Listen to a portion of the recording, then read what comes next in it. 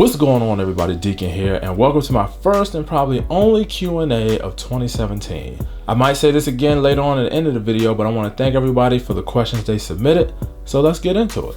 What made you pick up your camera for the first time, and when did you realize it was something you wanted to do?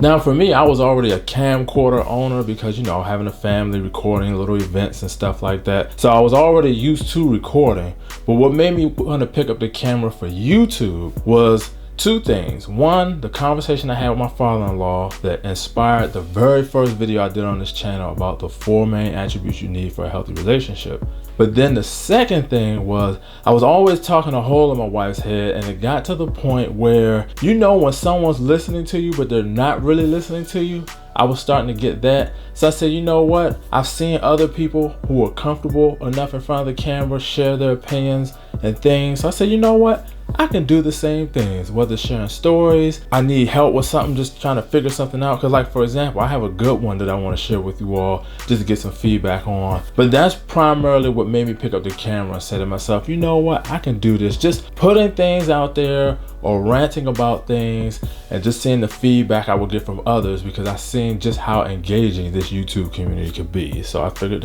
why not give it a shot? Do you spend a lot of time on editing? What editing software do you use? Now that primarily depends on what I add to the video. Like if all I'm doing is just recording like a vlog or something like that, and then I'm just gonna just cut out certain parts and just upload it, then no, that's easy. But if I'm adding sound effects, you know, or little things on the screen, or maybe there's certain types of elements I'm trying to add, like slow motion, or, you know, especially when I'm trying to edit and cut a video to an instrumental or a beat, that's when things can get time consuming. Like for many who watched the DIY video with my little girls, yeah, that took me maybe 4 or 5 hours to edit, and it could have been longer, but there were some parts where I said, you know what, I'm gonna just let it ride and let it go for what it is.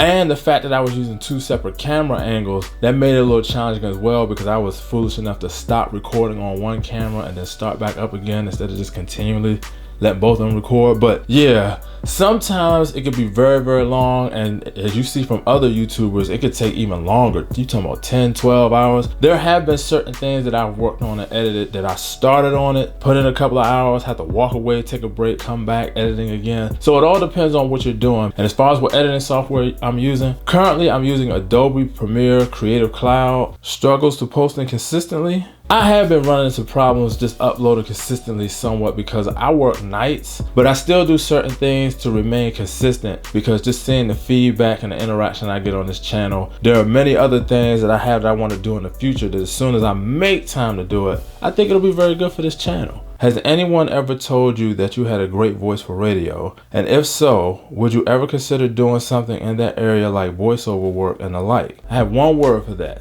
Absolutely. Me and another YouTuber I used to watch, but he hasn't been uploading as much. People used to tell both of us the same thing about our voices and talking and so on and so forth. I would love to do voiceover work. It's just that and this is all on me, I haven't taken the time to research to see what I can actually do to get into that field, because I know even with voiceovers and voice acting, there's still some acting involved in it. But it was something I would definitely be interested in too, because sure, if I have an opportunity to become the next Morgan Freeman, I'm not gonna turn it down. How's your beautiful wife? She's doing pretty good.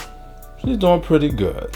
And what's your thoughts on Fukushima? Now, for those of you all who don't know what Fukushima or where Fukushima is in Japan. Back in 2011, after an earthquake hit, it was shortly followed after a tsunami, which hit a nuclear reactor power plant in Fukushima that caused, just a large level of spillage and just, almost as bad as Chernobyl. Like, it was ranked on level 7 right along with it. You can Google it for a little bit more information, but basically they were saying they did a great job or did a good job of cleaning up and making sure the spillage didn't get too far. But some people and some evidence kind of disputes that, to think that it's traveling and it could be even making its way closer here to the States.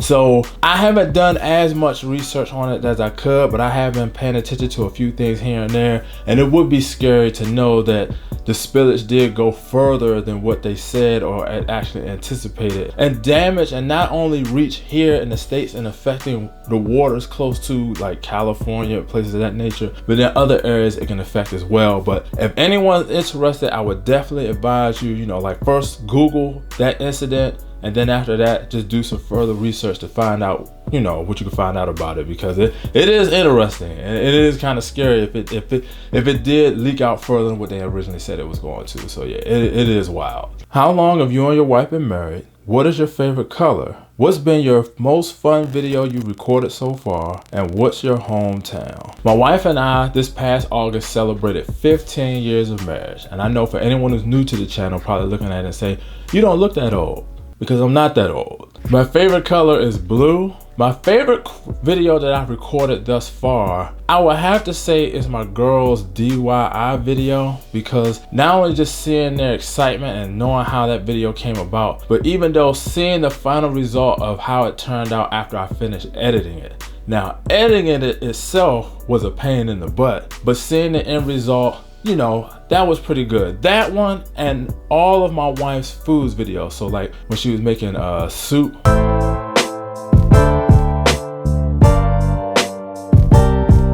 when she made the shrimp and grits. Like not only recording those videos, but editing it, putting the instrumental to it, seeing how it turned out, seeing people's responses.